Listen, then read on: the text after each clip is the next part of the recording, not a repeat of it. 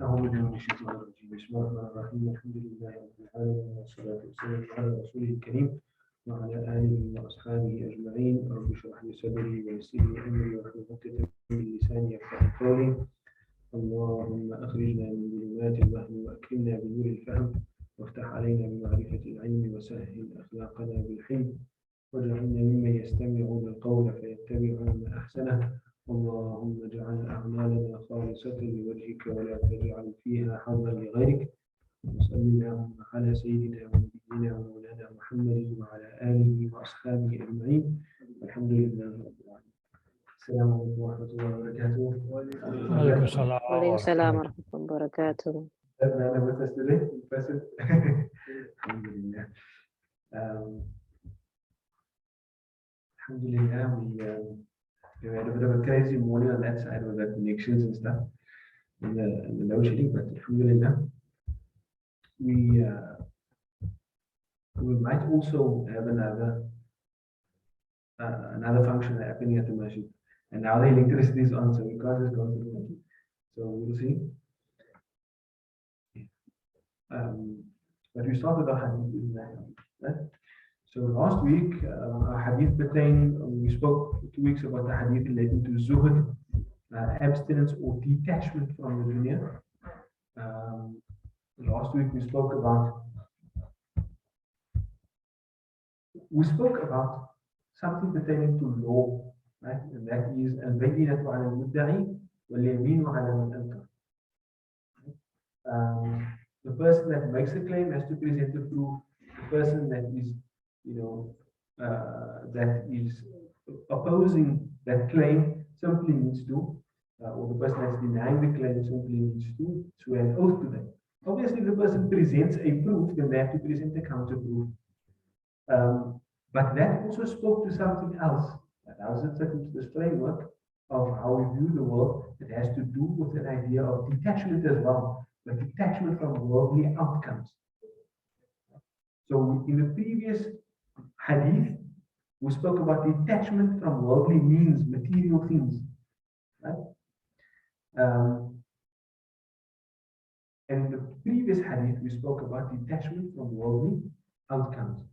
The recognition that even though at times you are right, you have a right, you will not always get that right. So one thing is about the wealth of other people, and the one thing is about what is your right and you don't get it. So it's a different level of detachment as well. Why I'm mentioning that is just to show how this compilation of a hadith, it really is that worldview shaping set of a hadith that has been taught since the time of Nawawis. Throughout the world, all schools of thought, all groups, everybody studies this 40 ahadith of Imam Nawawi.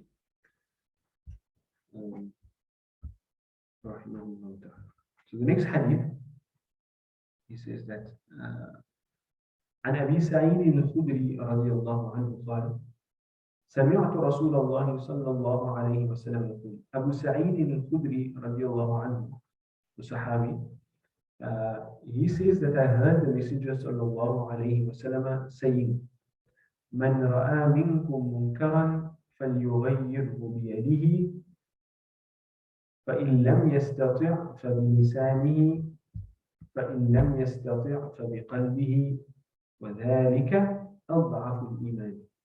Right. What does it mean? من رأى منكم. من رأى, whoever sees, منكم, from amongst you, from you, munkar, whoever sees a munkar, we translate it as a bad thing. The root it is nakira, the opposite of arafa. Right? Something objectionable, something that's strange, something that your culture, your normal human interactions denies. Right? Like you have the idea of ma'aruf, you have the idea of munkar. I'm mentioning that because as we say,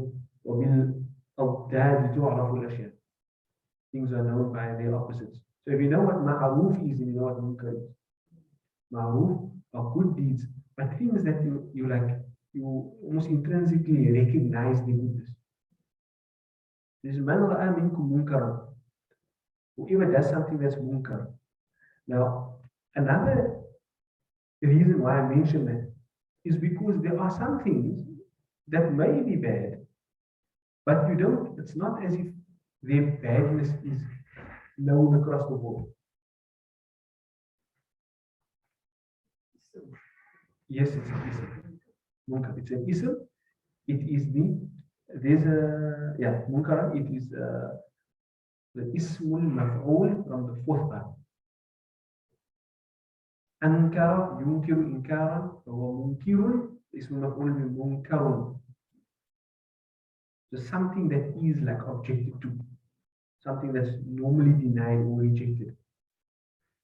Why I do also mention that is, what is a munkar? What is a munkar? This is a point that I've touched on many times before, but here I just want to mention it again from the perspective of munkar. If you understand the root letter of the word and you understand its antonym, right, which is ma'ruf, then you know what we're speaking about here. Ma'ruf is something that is good, it's something that is recognized by everyone as such. Right? Something that is munkar is something that is bad, but its badness is like universally rejected.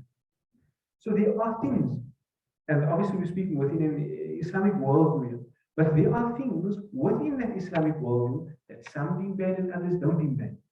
And if that's based on a valid difference of opinion, then such a thing is not called munkar. You can use another word for bad. You can refer to telling a person not to do that thing. You can't refer to it as nahyu anil munkar. The scholars would say that when there's a matter that's differed upon, and you hold one view, and you encourage another person to stay away from whatever it is that you differ with them on, whether it be out of caution or whatever the case may be, you can do that from the perspective of al-amru bil ma'ruf, but not from al-nahyu anil munkar. Understand? I'll give you an example.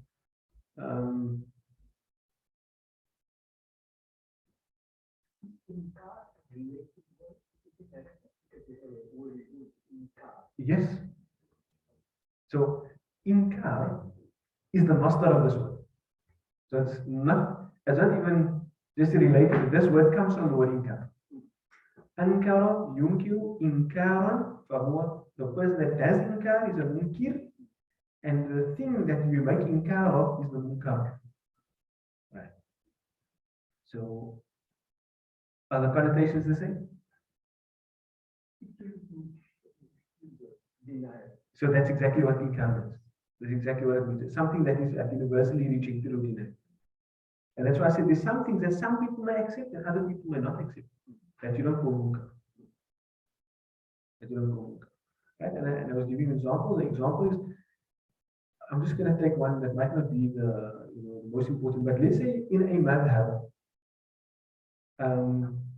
a certain madhab, they don't eat crayfish. The Hanafi madhab. Or prawns. Now they eat it when they come to Cape Town, because that's where the shah you see when you're in a row in the store as the So actually that is the agreement, right? So it's considered impossible, or at least a form of karaha. I think it might be an intense karaha to eat like crayfish and stuff like that. So that's not the same in the Shafi'i. Can a Hanafi call that thing munkar? Such that when they tell you not to do it, if somebody's a Hanafi, they tell you mustn't do that. Can they tell you, I am prohibiting you from something that is munkar? I'm doing nahy anil munkar? No. The matter is one that is differed upon by ulama, and it's a valid difference. Therefore, they can perhaps say, perhaps you shouldn't do that, out of caution, whatever the case may be. But we take it from the other perspective. We see we do amar bil ma'ruf. We see this is the beautiful things that Allah gave us. So I'm just saying you can't do You can't do nahi anil munkar. You still can't consider it munkar. Even if it's just Hanafis in the place, you still can't consider the thing munkar because the thing itself is different one. And every person, even in a Hanafi community, maintains the right to opt for a different opinion. As long as they're not, flagrantly squandering or playing with the Sharia, they have the right to follow the Muslim scholar in that regard. My point is, you don't call it munkar. But there are such things that are munkar. If you see somebody drinking alcohol, that is a munkar. The person may have an excuse, right? But the action is a munkar. If you see somebody engaging in a riba, the action is a munkar. If you see somebody committing zina, the action is a munkar. So what does Rasulullah sallallahu alaihi wasallam say? Man ra'a minkum munkaran. Whoever sees a munkar, فَلْيُغَيِّرْهُ بِيَدِهِ. فَلْيُغَيِّرْهُ بِيَدِهِ. Then let him change it with his hand. Again, another word in the hadith is man ra'a. Man ra'a, whoever sees that munkar. If somebody else informs you of it, you didn't see it. What must you do then? First, you must make tabayyun. Fatabayyan. If somebody brings in information, then you must first check you must make the thabut and tabayyun. You must authenticate that information. Then you can take action. But if you saw it, what must you do? You must change it. بِيَدِهِ فَلْيُغَيِّرْهُ بِيَدِهِ. That lamb there, what is that lamb there for? That lamb is there for Amr. I did request that they bring copies of the first year Nahu book. But I think Mona Rafiq will bring it next week, inshallah. At the back of that book, which you should be able to get online, you can see the PDF already. At the back of that book, there's 2 pages where we just listed a whole lot of huruf. We listed categories of huruf. And then, put different hurufs that have certain meanings in it. So you might find a harf al-masdariyah, then you have mani. You might have a harf al-nafi, then you have mani again. But just to, have some of these huruf down. So, inshallah, when he brings us books next week, then you'll have it there. And if you have the book from last year, you should have it as well, whenever. And if not, I'm just going to ask Sister Nazarene to, or somebody else can also remind her to just send you a PDF of that book, inshallah. The first year. Last week I asked, and some people said that they wanted a copy of it, isn't it? So I asked them. Man ra'a minkum munkaran. So whoever sees from amongst you a munkar, what must he do? Then that lamb is lamul amr. But it's an amr to a third person. Let him change it. فَلْيُغَيِّرْهُ. غَيَّرَ يُغَيِّرُ means to change something. تَغْيِير. Let him change it بِيَدِهِ with his hand. When we say change it with his hand, it doesn't mean beat up a person. It means change the munkar. Change the munkar. And that may mean different things in different contexts. If it's my child and I have a right to physically discipline them, obviously not corporal punishment and serious stuff. If I give him a whack, some shock therapy, then I have that right. But I don't have that right over the next person. So then you must take the correct means for taghyir. Obviously, if I see the person robbing somebody, yeah, then I can go eat it. But it could also mean if you see somebody doing something wrong, help them manage that. Somebody looking at something wrong on the phone, if you are able to take the phone away from them, you haven't harmed them anything. that you have desisted, or you have caused them to desist from the wrong by your hand. فإن لم يستطع فبلسانه.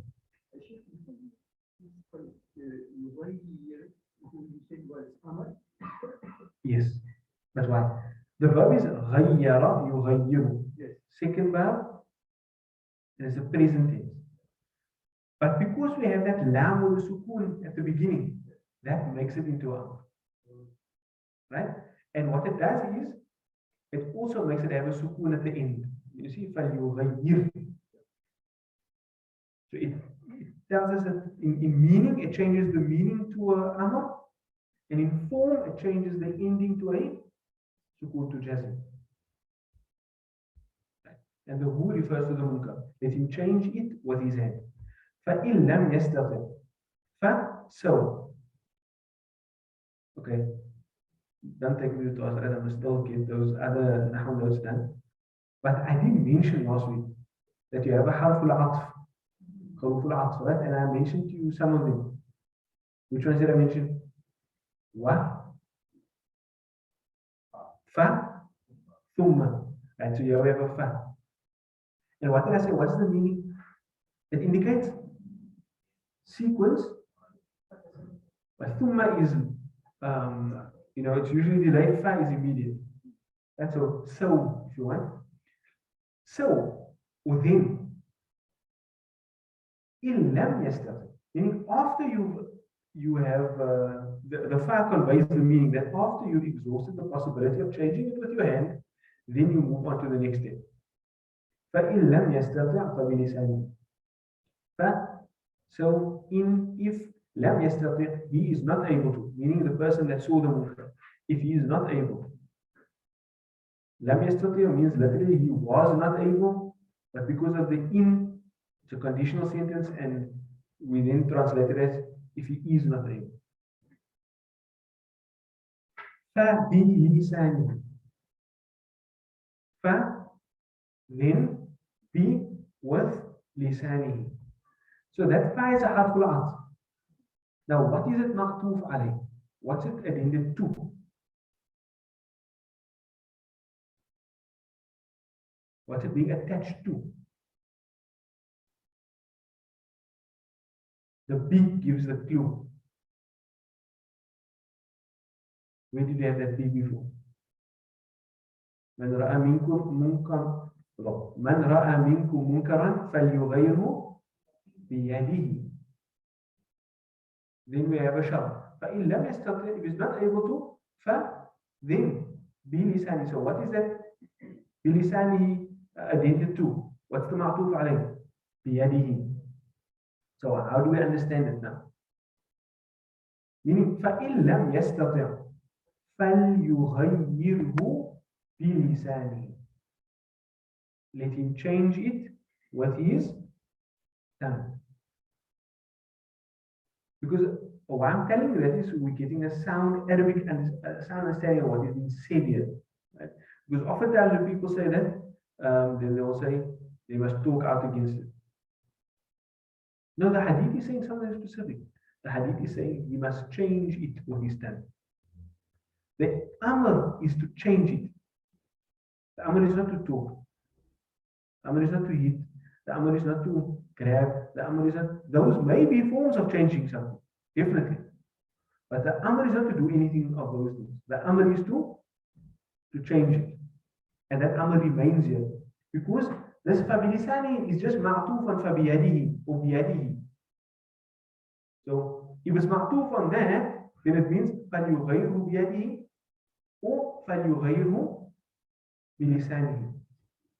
And then the next part, فَإِن لَمْ يَسْتَطِعْ. So if he's not able to do that, then فَبِقَلْبِهِ. What's it مَعْطُوف عَلَيْهِ? Still on بِيَدِهِ. Then he must change it with his heart. فَبِقَلْبِهِ. Then be with قَلْبِهِ, his heart.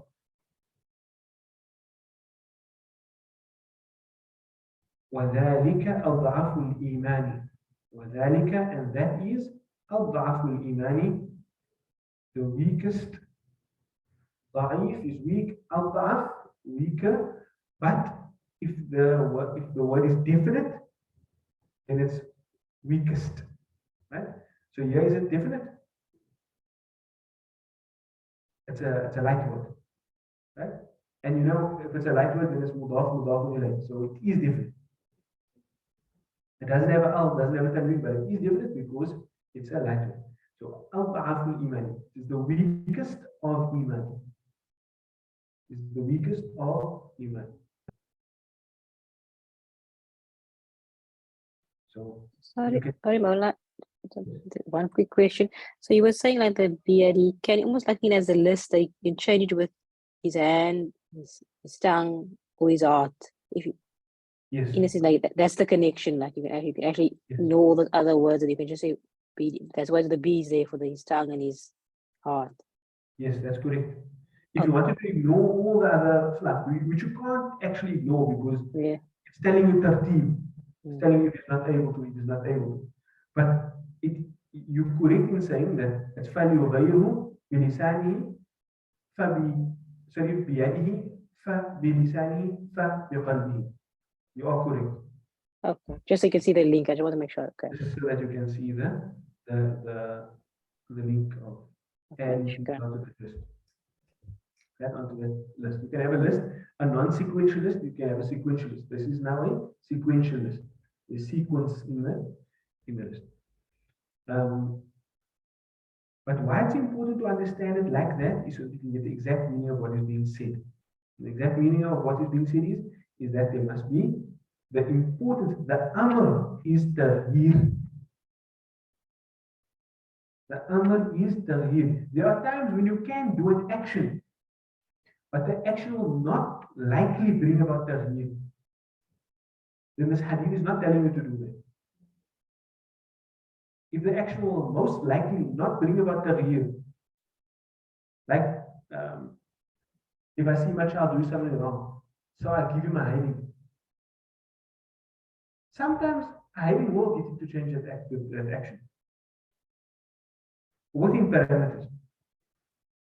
And sometimes it won't. As a parent, I must be doing the action of tarhir, not of venting. Right? I must be doing the action of tarhir. So maybe that one day that will be I must give a kid a hug and talk to him. Maybe that another day it will be I must give him a little whack. Maybe another day it will be I must maybe slightly scold him or something. It's different. But from the perspective of the agent, the one acting, the amr is to tarhir. And there's a lot you can learn from it. It's not, don't just do something for the sake of doing something. Do something that will lead to tarhir. So what does tarhir mean? We spoke about that. Bilisani can mean you go speak to the person and tell them to stop. Or it can mean at times you're speaking against the action. So that somebody that is able to stop it with their hand can do that. That's all forms of tarhir bil lisan. And tarhir bil qalb, how do you change something with your heart? Oftentimes people translate it and they say you must dislike it. Dislike it is not changing with me. So you must change it with your heart. So how do you change it with your heart? It can mean to dislike. Dislike is a component of it. You must detest it. It's munkar. You must detest it, but the detestation must lead to like a plea to Allah by making dua against it. By just allowing that dislike to trouble your heart, so that perhaps it moves you to speaking or it moves you to action. And I give you an example of that. I may see a wrong being perpetrated against Palestinian people. I'm just using an example. Right? There's injustice, oppression being exacted upon me. Now, part of making tarhir of that with my qalb is that I maintain the fact that that is troubling. You know, if I were to draw on another hadith, Rasulullah sallallahu alaihi wasallam says that the ummah is like a single body. When the one part of the body pains, the entire body pains. Right? So maintaining that pain is part of the taghyir bil qalb. Because if I'm experiencing pain in a covenant, then I'll be driven to remove the pain. So it's not just disliking it or thinking yourself, oh, that's bad. So I have the weakest form of iman now because I say that I still have iman because I say that I think it's bad. No, you must maintain the dislike with it. You must maintain the pain caused by the thing. You must speak to Allah subhanahu wa ta'ala against it. You must have feelings of having it removed. You must be motivated to have it changed. And that is a very important thing because there are times when we allow normalization of certain actions, or certain ideas, certain societal phenomena. If it is the normalization of something that according to the Sharia is munkar, then we are failing on this part of the hadith. You must never let it be normalized. You must maintain opposition to it. Even if you cannot express that on a higher level, that opposition must be maintained. Right? Okay, that's enough. Any questions or anything there?